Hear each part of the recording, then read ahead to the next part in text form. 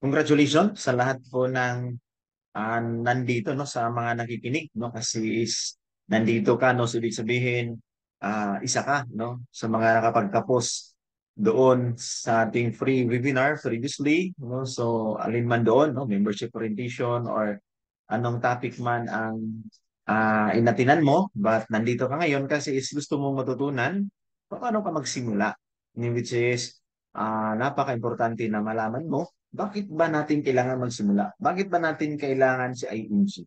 Yun yung tanong eh. Diba? So actually, hindi tayo kailangan ng IMG. Tayo yung nangangailangan. Kaya nga nandito kasi is kailangan natin siya.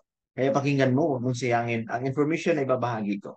Diba? So before ako mag-proceed, ayan, so kunting favor man lang, no? Paki-follow and subscribe na lang din sa ating YouTube channel no, para at least ma-notify tayo kung meron tayong bagong videos. And then sa ating FB, di ba? So, paki-follow na lang din. Ayan, so Ryan Mindoyos, hanapin niyo po yan. Okay, so by the way, no, sa mga hindi pa nakakilala, my name is Ryan Mindoyos. Yan, isa sa mga CEO Marketing Director no, dito kang ING. Registered Associate Financial Planner. Okay, so life license insurance na din tayo, no? So, kailangan natin yung mga yon, di ba? So, as ano natin ba, no? Kumbaga, meron tayong accredited tayo sa mga company na iyon. Okay, so let's proceed, no? Para din naman at least makapagsimula na tayo. Alam ko na excited ka, di ba? Okay, so simulan na po natin.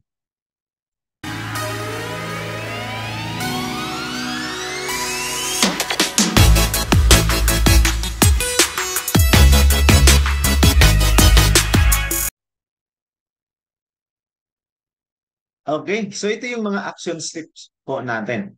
Okay, so napaka-importante po na malaman po natin bakit ba natin kailangan ito? Yun yung tanong, di ba? So ano yung una mong gawin? Okay, so ang una po natin gawin is mag-join or mag-enroll. Okay, so become an IMG member.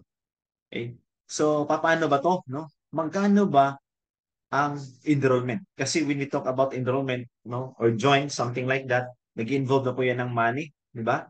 Okay, so magkano ba ang enrollment natin? Okay, so sa napakamurang halaga lang po, no, mga kapatid, 6,000 local code, no, or PH code ka, or kung nasa Pilipinas ka, ayan, so ito po yung applicable po sa iyo. Okay, pag international naman, meron tayong 175, no, USD, naging ano na lang yan, no, generalized, but nakadepende po yan sa palitan no, ng dollar, no, kung ano yung pera no, na ano ka dyan, di ba? But usually is more or less siguro, no, i-rate natin nasa mga 9,000 or something like that or 10,000, no, yung international. Pero kung nasa ibang bansa ka, I highly suggest talaga no, na international ang kunin mo. Bakit? Kasi extended po yung membership mo. Di ba? So, mas mataas yung coverage mo when it comes to protection. Okay? So, ano yung maganda dito? Diba? Pag-usapan natin hindi maganda kasi maganda yung napakinggan mo previously. Ang maganda po dito kasi yung 1,000, okay? Automatic, mapupunta po yan sa mutual fund. Ibabalik po natin yan sa iyo in return of investment. So, pagpasok mo dito, meron ka ng account agad sa mutual fund. Now, ika-clarify ko lang. Diba? Kasi yung isip po natin ngayon, kaya ka nga nakinig doon kasi is gusto mong mag-invest, something like that, di ba? Gusto mong simulan yung stock market, no, etc. Ito yung suggest ko po sa inyo. No? Baguhin po natin yun. Bakit? Kasi malaki po yung pagkakaiba ng pag-invest at pag-enroll. Right? Enrolling and investing, di ba, is different. You have to enroll first prior to invest para ma-minimize po natin yung tinatawag natin na paper loss. Di ba? Sa traditional na business is pagpalugi, pagiging lugi. Di ba? Para ma-prevent natin yon, so kailangan mo munang mag-enroll. Bakit nga ba? Ano yung purpose? Bakit natin mag-enroll? Enroll, ano yung psychology about enroll? 'Di ba? So dito po ako na-amaze ba no sa salita na ito. Okay? Ito po yung good news, no? So before tayo mag-proceed, ilubos-lubusin na natin yung good news, 'di ba? Kung titingnan pa natin yung ating membership, okay? Napakamura lang po ng mga batid. Tingnan mo, 5,000 lang pala. Bakit? Kasi binalik sa iyo yung 1,000 eh. 'Di ba? So ibig sabihin, napakamura na. 'Di ba? So napaka-amazing no kasi sa dami nga naman ng benefit no na maibibigay sa iyo. Okay? So ano yung pinaka-purpose mo? Bakit kailangan mong mag-enroll? Dahil po sa salita na ito, learnings. Okay? So yun yung isa sa mga pakay mo no, dito, no, bakit mo kailangang mag-enroll? Yung kaalaman. Kasi nga naman, no, kung sa salitang learnings, okay, isipin mo, ikaw nagbibisiklita ka tapos wala kang kalaman lang paano mo i-drive yung bisiklita. Ano kayo sa tingin mangyari sa iyo? Mabubunggo ka. Di ba? Usually, baka kayo, buti lang kung hindi ka makadisgrasya. What if meron kang nasagasaan? Di ba? So, kawawa kayong dalawa. Unlike na kung alam mo kung paano mo siya i-drive, di ba? Alam mo siya kung paano mo siya imaniho, so ibig sabihin, di ba? Ma-prevent po natin yung tinatawag natin no na yung mabubunggo ka or madidisgrasya, something ganon. Okay? So, sa learnings na pakay po natin dito, no?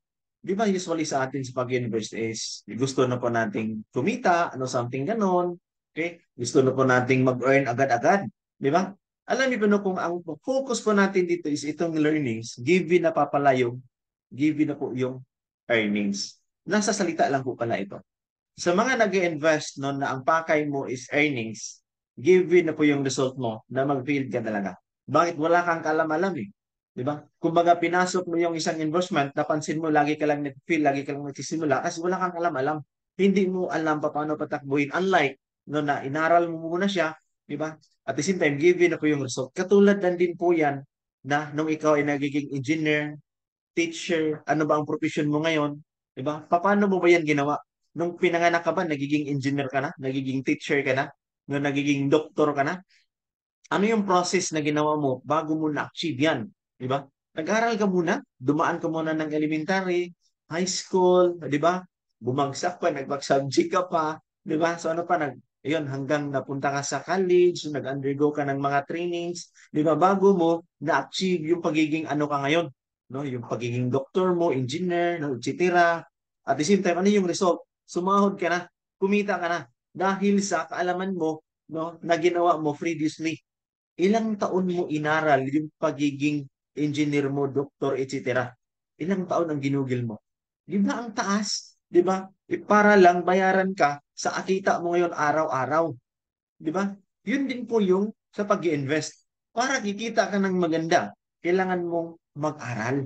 No, kailangan mong i-focus yung knowledge. Do you have to invest knowledge? Money is not good investment. Di ba? Ang pinakamagandang investment is knowledge. Kasi kung alam mo kung paano mo papalaguin yung pera mo, di ba? Maganda po yung result. Unlike doon na ang alam mo lang talaga, no, ang tanging na idea mo is paano ka mag-invest para kikita ka ng malaki. No, it's not, di ba? Ang magandang investment, mag-invest ka ng knowledge. That's why kailangan mong mag-enroll. Okay? Ano pa ang napaka-amaze dito? Sa pag-enroll mo lang, tingnan mo sa pag-enroll mo pa lang, automatic insured ka na, covered ka na for 50,000 sa Fidelity. Amazing, di ba? Sa 6,000 na binayad mo, tingnan mo ha, yung 1,000, ni-return pa sa iyo in return of investment, automatic, insured ka pa, worth of 50,000. Ano tong insured na ito? Para tong St. Peter na ganon. Covered ka na agad. Libre mga kapatid, di ba? Saan ka pa naman makakahanap ng ganyan na pag-i-enroll? Insured ka na automatic. Not only that, marami pa, di ba? Meron ka pang Manila Bankers. Di ba? Excited? Okay? So, napaka-amazing, no? Okay, so next. Ano yung next na procedure? Ang next na procedure niyo po, no, is mag-own ka. Ano yung own? Mag-avail ka ng savings program. Okay? Kailangan po natin i-build yung financial foundation po natin. Ang tinuturo po natin, no, is yung kahalagahan sa pag-iipon.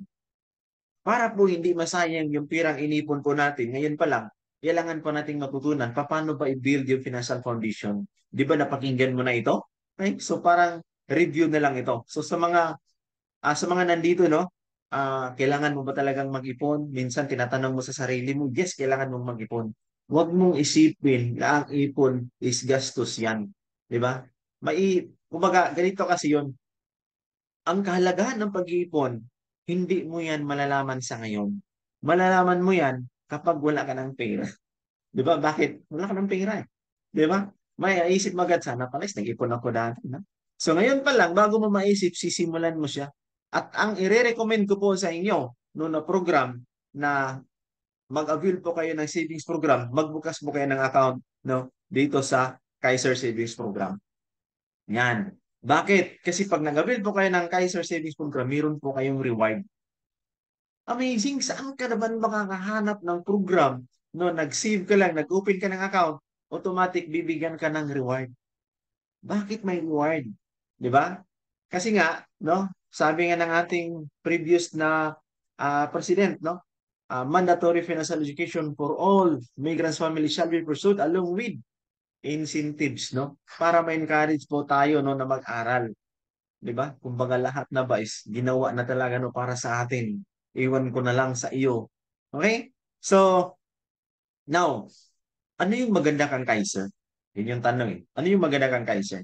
Kapag nag-avail ka ng Kaiser, automatic, mayroon ka ng tinatawag natin na healthcare. Ito po yung program, kaya ko po nire-recommend ito kasi yung savings mo dito, di ba? Automatic, protected ka na at the same time, yung asset mo. Meron ka ng healthcare. Bakit ba napakahalaga ng healthcare? Ikaw, tanungin kita, mahalaga ba ang healthcare para sa iyo? Kung mahalaga, ibig sabihin, kailangan mo ito. Ano pa ang maganda? Ano yung next? Di ba? Kapag nag-avail ka ng Kaiser, automatic meron kang insurance. Nag-save ka lang, automatic may healthcare ka na, at the same time, may insurance ka na. Ano nga ba yung Kaiser? No, sa previous natin na topic na napakinggan mo, 3-in-1 siya. Di ba? So, kang Kaiser, tingnan mo, nag-save ka lang, automatic, yung savings mo, meron siyang healthcare, meron siyang life insurance, at the same time, meron siyang investment. Yung pera mo dyan, meron kang accumulated value at the end. Hindi yung nag-save ka lang sa bangko, no? Binigyan ka ng konting ganito. Yes, meron siyang accumulated value, pero maliit lang siya. Nag-save ka sa pigi-pigi, yan, wala talaga yung tubo. Nag-save ka sa ilalim ng unan, wala talaga. Di ba? By doing that, much better na ito po yung gawin po natin. Mag-save ka dito, mag-ipon ka.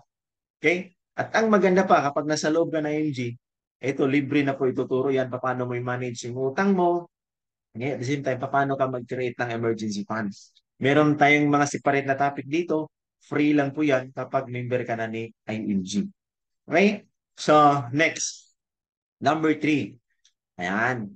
Step 3 na po tayo ha. 1, 2, nasa pangatlo na po tayong step. Okay? So, i-share po natin.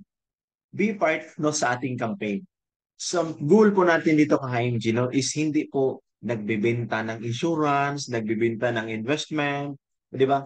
Nandito tayo para magturo. Okay? Ano yung ituturo po natin? Yung kahalagahan ng pag-iipon. Yung natutunan mo ngayon, ibahagi mo siya sa iba. Alam mo na eh. Unang rason bakit mo to ibabahagi. Tingnan mo ha, mayroon ka bang kilalang kaibigan, kapitbahay, kamag-anak no na ang hilig-hilig talaga mangutang sa iyo, 'di ba? Manghihiram ng pera sa iyo. Yan yung unahin mo sa pag-share. Alam niyo po kung bakit, 'di ba? Hindi niyo ba naisip bakit? Bakit ko nire-recommend? Example, ikaw may pera ka. Tinuruan mo siya paano mag-save. Ano yung result? Magkakapera din siya. Ang tanong, may pera ka na, may pera na din siya, manghihiram pa ba siya sa iyo o hindi na? Obviously, hindi na. Kasi parehas na kayo na may pera. Hindi ka din manghiram sa kanya. Kasi may pera na siya eh. At the same time, ikaw. So, ibig sabihin, kayong dalawa, sa pagtulong mo, sa pag-share mo, no, sa kahalagahan ng pag-ipon, kayong dalawa, meron ng ipon. Wala nang rason para mangutang sa iyo. At the same time, ikaw din. Di ba amazing? Okay, so, tingnan mo, no? So, ang campaign po natin is makapag-educate po tayo ng 30 million by the year 2030. Okay? Ganun lang kasimple. O, di ba? Magiging part tayo, ibahagi natin sa iba, i-campaign po natin yon. Okay? So, na yung ika-campaign po natin? Tatlong bagay lang yung gusto kong i-campaign po natin. The importance of savings. Di ba? Ikaw, tatanungin kita, mahalaga ba ang savings? Yun eh. Mahalaga ba ang savings? Kung ikaw yung magbigay ng definition, paano mo ba siya i-define yung savings? Alam ko na ang sagot mo is mahalaga. Pero ito yung tanong, naiintindihan mo ba? Kasi kung wala kang savings, yes, alam mo na mahalaga, pero kung wala kang savings, ibig sabihin, hindi mo siya naintindihan. Yun, di ba? Wala kang ipon eh. Pero alam mo na mahalaga, pero hindi mo siya naintindihan. Kasi kung naintindihan mo siya, ibig sabihin, pinapahalagahan mo, kaya ka nagkakaroon ka ng savings. Okay? Nagits mo? Ayan, so, the importance of savings. Next, the importance of investment. At the same time, the importance of protection. Alam niyo ba, no? Sa tatlong ito, di ba, nandun na to kang Kaiser lahat? Di ba? Sabi nga ng ating bagong ambasador, no? Na nakang-Kaiser na ang lahat. Di ba? So, may savings. Yung savings mo dito, may investment. Di ba? May protection ka pa. Yung tatlong bagay, kailangan nating ituro yan. Alam natin na mahalaga yan, pero ang malaking tanong, di ba, naintindihan ba natin?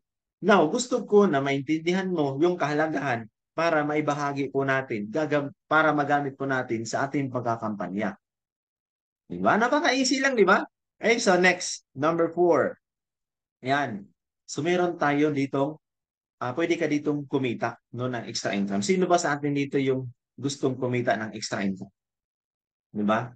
Alam niyo pa no, mga kapatid, itong number 4, ito yung result sa ginawa mo sa pag-enroll, pag-save, pag-ipon, may reward ka, di ba? At the same time, pagtulong mo sa kapwa mo na matutong mag-ipon. Okay? May chance ka na magka-earn ng extra income.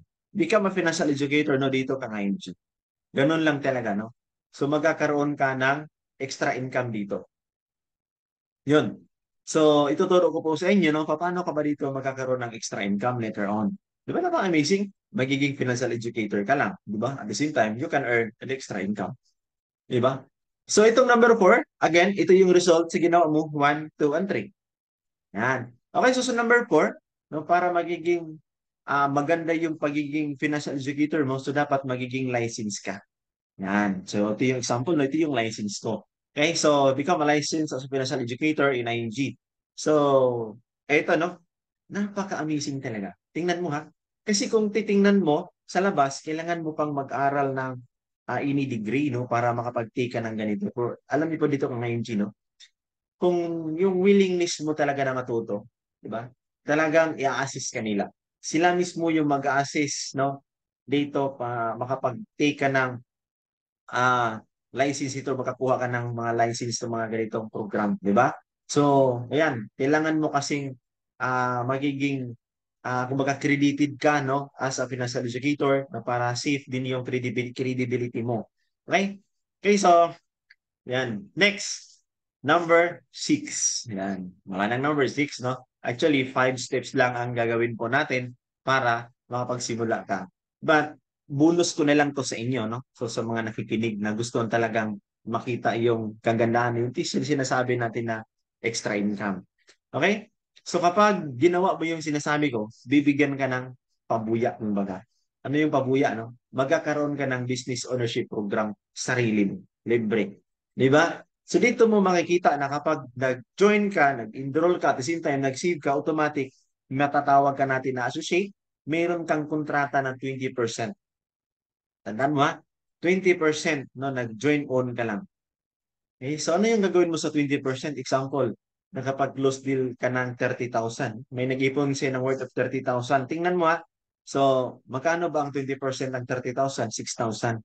What if masipag ka sa 4 na linggo? Sa isang buwan, meron kang 4. Okay? So, magkano income projection mo? Di ba? Sa isang buwan, 24,000. Ano ang gagawin mo sa 24,000? Okay? Tingnan mo ha. Makapag-ipon ka talaga dito. Sa 24,000, dyan ka kukuha ng pang ano? Dyan ka kukuha sa 24,000 pang bayad mo kang Kaiser, pang savings mo. At the same time, pang invest mo sa mutual fund. Okay? So at the same time, yung natira, ikaw na bahala. No? So, ano gagawin mo doon? Di ba napaka-amazing? Okay? Nag-enroll ka, nag-ipon, magkakaroon ka ng kontrata. Di ba amazing? So, dito mo lang talaga makikita no yung kagandahan no nasa mga sinasabi ko na kaya nga sabi ko sa iyo is dapat mong simulan ngayon na. Ano pa ang maganda? Kasi kapag nakapag-educate ka, diba, tingnan mo, pag marami kang na-educate ngayon, yung 20%, may chance na magkaroon ng, or aakyat siya ng 37%. Magiging marketing director ka. Para mas maliwanagan ka dito, no? So, kailangan mong mag-enroll. Kasi hindi ko siya pwedeng i-elaborate sa iyo lahat kasi hindi ka na mag-enroll kung ituturo ko na sa iyo lahat. At least, nagkaroon ka ng idea. Tingnan mo, no? From 20% to 37%, from 37% to 47%. Di ba amazing? No, kung nakikita mo ba yung nakikita ko? What if ito yung meron ka? So do you think hindi ka makapag-ipon? No? Kung gagawin mo to, hindi ka makapag-ipon sa sarili mong sahod. Makapag-ipon ka through this, no? Kapag gagawin mo yung sinasabi ko, 1, 2, and 3, di ba? Applicable na po ito. Di ba? Kumbaga, gave win na. Okay? So ito yung tanong, bakit ba kailangan natin siya i-NG? Why ING? Okay, so ito yung some reasons why. Okay, so because if you join IMG, no, may chance ka na makapag-travel the world for free. Libre, no? So, ano pa, no? Magkakaroon ka ng direct access, no, sa ating financial products. At the same time, ayan, magiging automatic mutual fund investor ka. Okay, so makaka-receive ka pa ng 100,000 personal accident insurance from Manila Bankers. Okay, so, yan, receive rewards and incentives. Marami po tayong mga rewards and incentives na naibibigay. Okay, so at the same time, magkakaroon ka ng free HMO. Diba? Amazing, no? Okay, so sabi nga dito ni Gary, no? So ideas are worthless without the execution. Kaya nga sabi ko sa iyo no na yung mga natutunan mo, yung mga ideas na mayroon nag-come up sa mindset mo, so kailangan mo talaga yang i-execute. Okay? Sabi din naman dito, execution is pointless without the ideas. Kaya ka nagkakaroon ng ideas kasi is mayroon kang napakinggan. Pero yung mga ideas mo, kung hindi mo din siya i-execute, useless din po yan. Okay? So, how to start? Ayan, so please contact the following. Ayan, so para din naman makapagsimula ka na right away. Di ba? Or ask the person who invited you. Okay, so thank you very much. Okay, so see you in the next class. So to God be all the glory.